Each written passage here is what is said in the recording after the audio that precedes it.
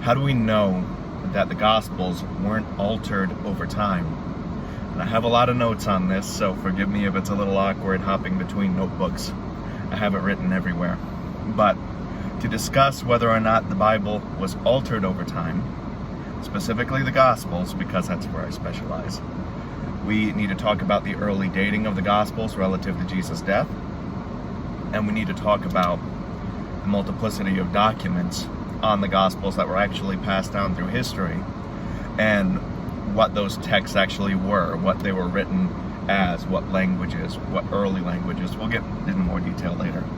So, the easiest part to start off with is the early dating of the Gospels. And the Gospels, and this is more liberal circles, there's more details on this. The actual Gospels themselves, you normally know them as Matthew, Mark, Luke, and John. That's how they're ordered in the Bible. But in actual fact, the order of the Gospels is Mark, Matthew, and Luke. Kind of fit together. And then John at the end. So Mark is the earliest Gospel. It was written about 70 AD or earlier. And Matthew and Luke were written in the 80s. And then John was written in the 90s. So the big thing to talk about these datings, Jesus died somewhere thereabouts around 30 AD. So the earliest gospel to the date, Mark, its biggest gap possible is about 40 years. For Matthew and Luke, it's about 50 years. For John, it's about 60 years.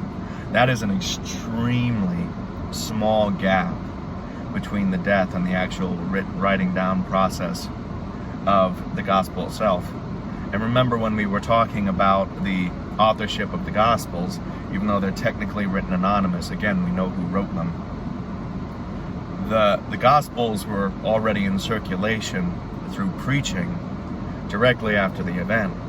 So Peter was already preaching about what happened in Jesus' life. Not Mark. Mark was to Peter. Matthew was preaching his gospel. Luke was writing down whatever was passed down to him by Paul, and John was preaching his gospel. But Peter specifically, we actually have historical attestation to Mark recording all of the teachings that Peter was giving out to the early church. I'm probably getting a little too detailed on this. Spark notes: Matthew, Mark, Luke, and John. Mark 70s, Matthew, Luke 80s, John 90s, small gap. And the big thing that I was wondering when I was looking at these dates, I was thinking to myself, hey, this is ancient, this is Greco-Roman era. Didn't people not live that long back in those days? And it comes from a misconception. And the misconception comes from the difference with lifespan. Sorry, I need to look up this again. The life expectancy and the lifespan. So life expectancy is an average of people, so how long they're expected to live. And life expectancy, the number goes drastically down in places where childbirth isn't something that's normally survived. So back in those days, a lot more children died in childbirth. So the life expectancy by those numbers drops significantly. But lifespan is different from life expectancy. Lifespan has to do with the actual age of people. So, as I've written down here because I've forgotten, lifespan deals with actual age, and for that we had people living at a median age of 72. Roman Emperor Augustus lived to 75 years old. So the witnesses to Jesus could have lived many, many years after Jesus actually died. And then we have attestation from Irenaeus and Papias, attesting to them actually writing down the Gospels themselves. So not only do we have a likely lifespan that agrees with the timeline, let's say. But we also have written down testimony outside of the Bible that these people actually wrote down what they said was written down.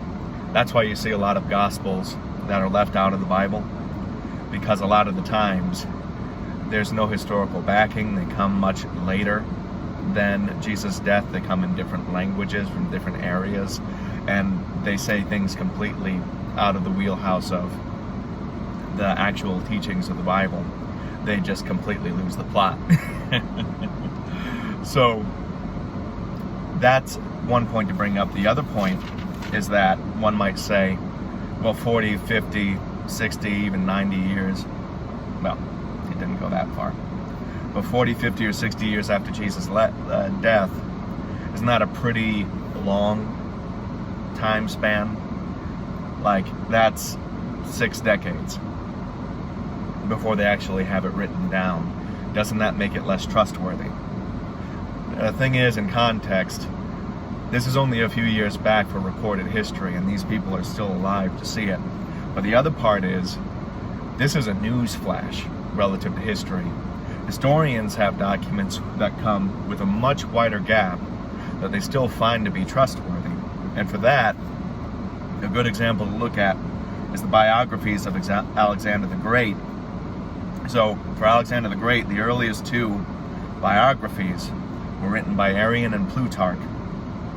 And there's a 400-year gap after Alexander the Great's death in 323 BC. Yet historians consider those to be reliable texts. And then the things that came afterwards is where we start seeing legendary and mythical material about Alexander the Great start to come in. So a 400-year gap is acceptable to historians for reliable information. We have 40, 50, and 60 years after Jesus' death. It's literally a news flash. It's so early. But the fun part is, we can get even earlier than that. So the way we get earlier is we switch over to Paul. Paul the Apostle is really, really early. It is so early.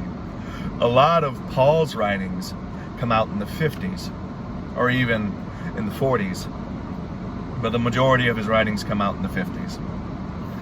So with Paul, most of his writings come only 20 years after Jesus' death. Obviously well within the lifetimes of the people there. But then we can push it back even earlier, because Paul takes some early Corinthian creeds, and the most important one, perhaps, that we can find is a Corinthian creed that we get out of 1 Corinthians 15, where Paul says, "For what I have received, I passed on. For what he was given, he passed on to you as of first importance, that Christ died for our sins, according to the Scriptures, that he was buried, that he was raised on the 3rd day, according to the Scriptures, and that he appeared to Cephas," Peter, "and then to the 12. After that, he appeared to more than 500 of the brothers and sisters at the same time, most of whom are still living, though some have fallen asleep. And then he appeared to James, then to all the apostles." This creed is dated somewhere between 2 to 5 years after Jesus' death. This is one of the earliest things we possibly have, and it's giving attestation not only to the Gospels, but it's attesting to Jesus actually rising from the dead and appearing to many, many, many individuals. And again, this is a tight-knit community, so these people know each other. So the important part here is that we have all of these people who can attest, did Jesus really raise from the dead? Did Jesus really cast out demons? Did Jesus really heal the sick? All that stuff. That thought kind of fell flat. But the point is, the crazy things that happen, including the resurrection, which atheists would say is the biggest miracle of all, which shouldn't be believed for that reason, that's the one we have the early and best witness attestation possible. And a lot of these people they care so much about making sure that whatever goes in the Bible is truth, to the point where even Irenaeus, who gives us attestation to authorship of the Gospels, he even made an entire book dedicated to heresies. It's called Against Heresies, talking about all this stuff that shouldn't be there. So these people cared so deeply to make sure that whatever got in the Bible was truth, that it was witnessed, that it had authority. But then the other part we need to go into is the multiplicity of documents. Because the second part is, okay, we have eyewitness testimony. Was that eyewitness testimony altered as time went on? So for that, we look at all the copies of the Gospels. Now, there's a lot of information in here. This all comes from Bruce M. Metzger. And again, for anyone wanting to learn more about this, I say 100% go to the Case for Christ, because the Case for Christ is the best, easiest way to dive into this subject. But it also gives you a bunch of different authors, like Bruce M. Metzger and Craig Blomberg and Gary Habermas and William Lane Craig, who's a philosopher for apologetics. The book is not only a good place to start, but also a good jumping off place if you want to get more detailed, which in some way you don't even have to do.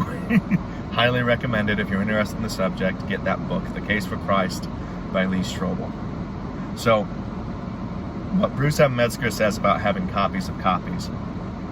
The more you have of copies that agree with each other, especially if they emerge from different geographical areas, the more you can cross-check them to figure out what the original document was like.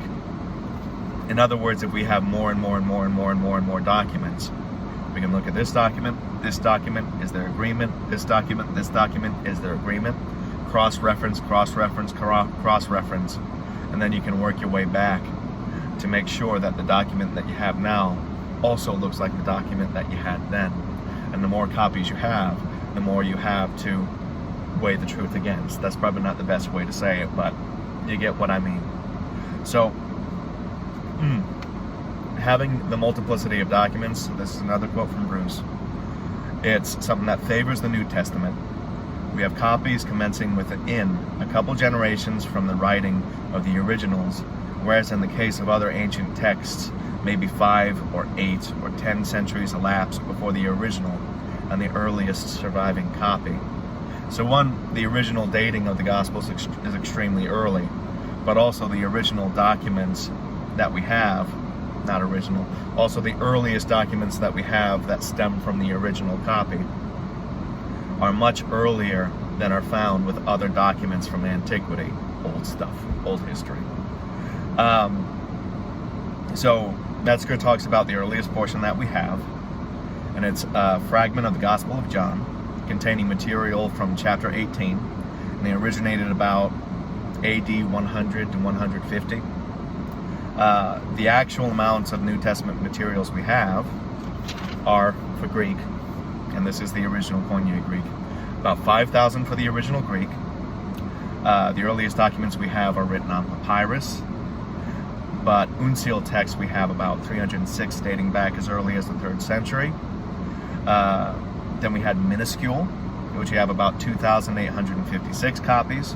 Then we have lectionaries, which are about 2,403 cataloged. So you add all those up, that's where we get the number of about 5,000 Greek documents. So that's the Greek. We have others in Latin Vulgate, which are about 8 to 10,000. 8,000 in Ethiopic, Slavic, and Armenian.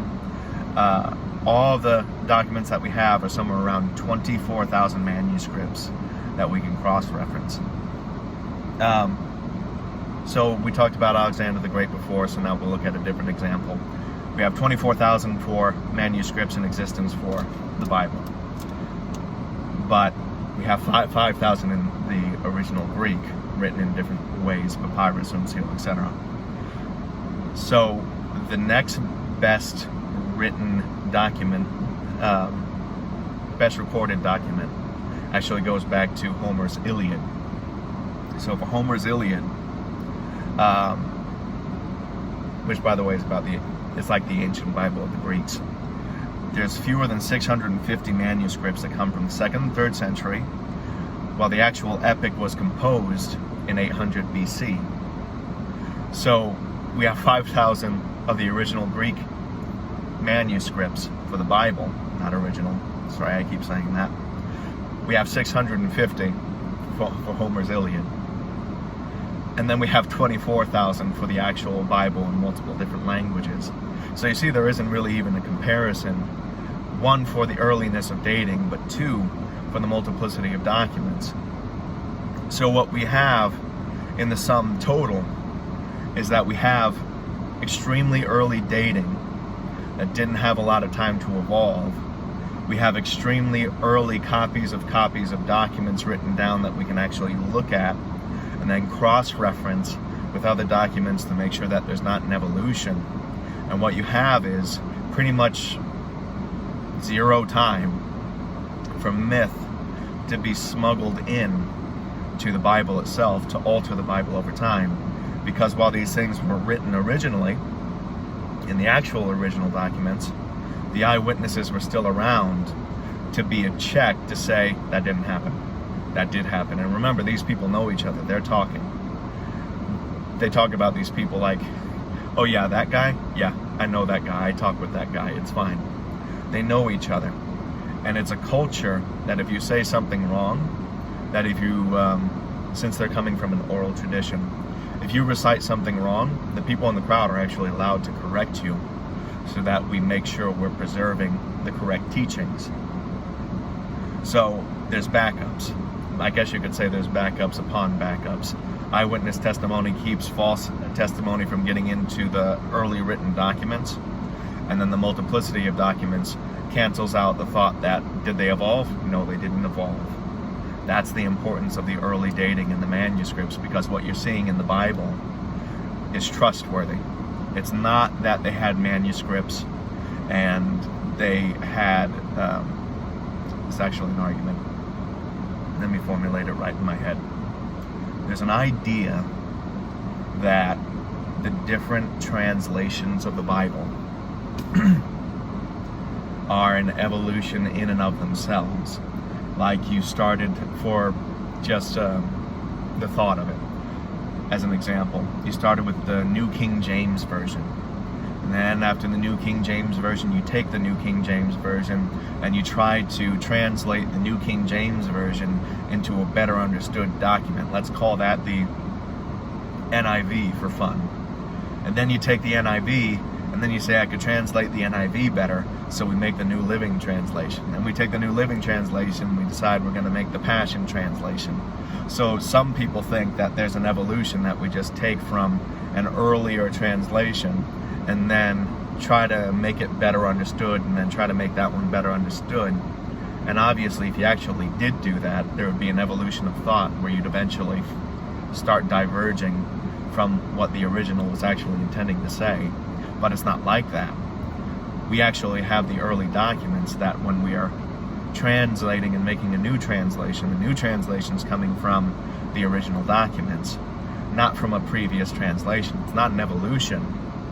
It's trying to better understand the original text, and every translation goes back to the original text. Of course, there is nuance to that. Like the Passion Translation also takes from Aramaic texts, and I still don't know how I feel about that, so I personally don't read the Passion Translation. If you enjoy it, have fun. It's touched a lot of lives. That's what's important. Go for it. It's just, with all the apologetics, I know I go, not comfortable. Not for me. Enjoy it. But the idea is that there is no evolution. Even within translations, the only evolution is how we read the Bible. Like we started seeing the Bible of what's the actual culture that they're living in and what are they trying to say based on what would have actually been there and their understanding of their surroundings. Basically taking us out of our modern lens and putting us into their lens, their perspective, how they saw the world. And that was one way to evolve the original text, by understanding the text within context. And there's a lot more to that. Suffice to say, they're doing their best, they're getting better. But I think that's a good place to stop this video without dragging on too long. We'll continue the series. We'll figure out what the next topic is. Maybe it'll be archaeology. No, I know what the next one will be. The next video will be on the extra biblical sources and what they add to apologetics. They do not add to the Bible. They add to our resources within apologetics. So let's make that very clear. So, I hope you enjoyed the video. I'm sorry for rambling so much. And I'll just end it right there.